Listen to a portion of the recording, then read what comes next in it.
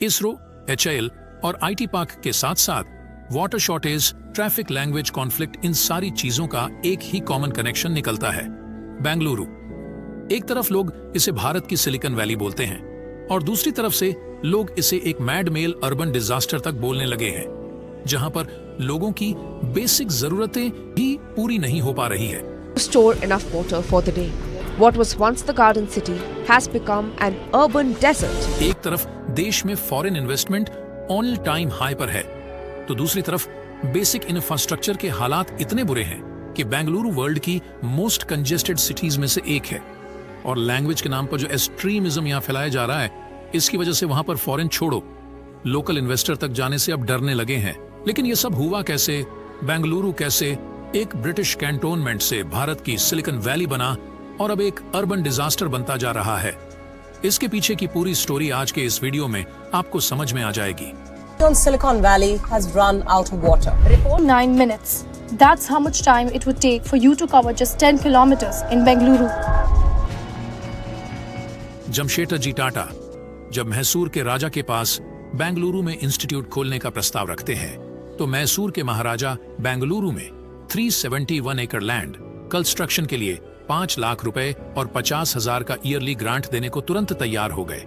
और कुछ इसी तरह 1911 में भारत को मिला इंडियन इंस्टीट्यूट ऑफ साइंस, और यही वो मोमेंट था जिसने बेंगलुरु इंडस्ट्रीज और कंपनीज खोलने की चेन शुरू कर दी। इसके सिर्फ 5 साल बाद यहां मैसूर सैंडल सोप फैक्ट्री खुलती है। गवर्नमेंट की खुद की इलेक्ट्रिकल फैक्ट्री भी यहां लगाई जाती है। बेंगलुरु के पॉपुलेशन की वजह इसकी स्ट्रेटेजिक लोकेशन भी थी। ये एक कोस्टल सिटी थी और पड़ोसी देश के किसी भी लैंड बॉर्डर से काफी दूर थी, और वॉर होने से ये दिल्ली और मुंबई से कहीं ज्यादा सेफ है। इसलिए 1960 में यहां पर एक और इंपॉर्टेंट इंस्टीट्यूट को खोल दिया गया, जिसका नाम था। इसी के साथ यहां पर बाकी सारी कंपनियां भी खुल चुकी थी। 1980 में विप्रो ने बेंगलुरु में अपना पहला ऑफिस खोला। बाद में नारायण मूर्ति भी इन्फोसिस को बेंगलुरु में ले आते हैं। They stayed out of our way.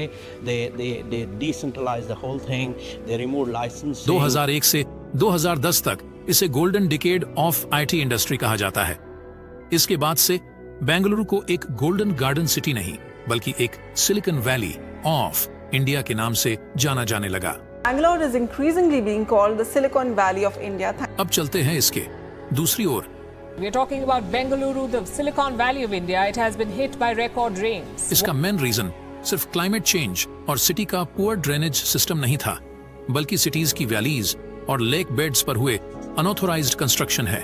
Bengaluru C level से 900 मीटर ऊंची सिटी है, लेकिन यहाँ पर खुद का मेजर वाटर सोर्स नहीं है।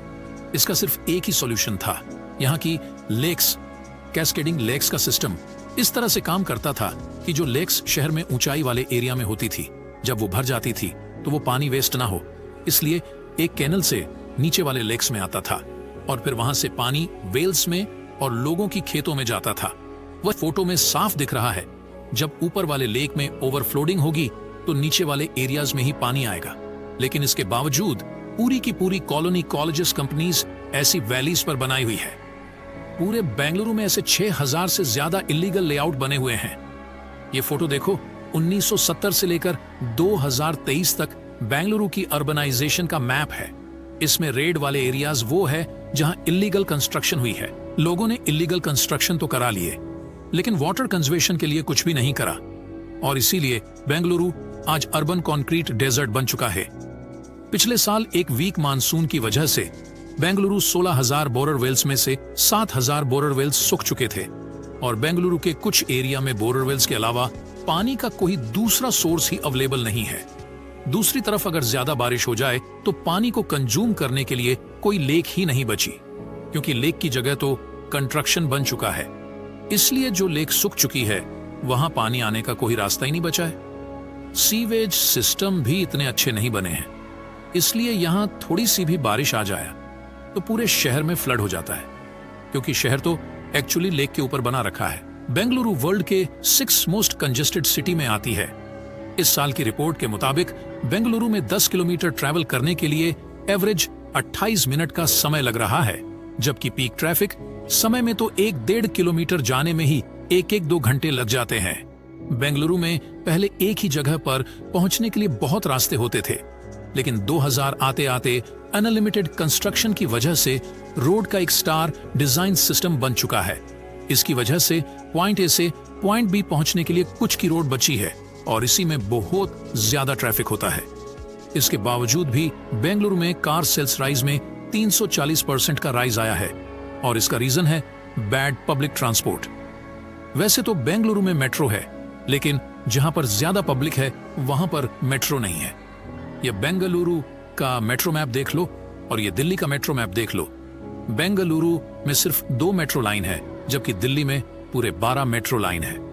आप खुद ही सोचो, एक ऐसी सिटीज में कौन अपनी कंपनी सेटल करना चाहेगा जहां पानी ट्रैफिक जैसे जो बेसिक इश्यू है वो भी ना हो और ऊपर से अपने लैंग्वेज के नाम पर गुंडागर्दी चला रहे हो।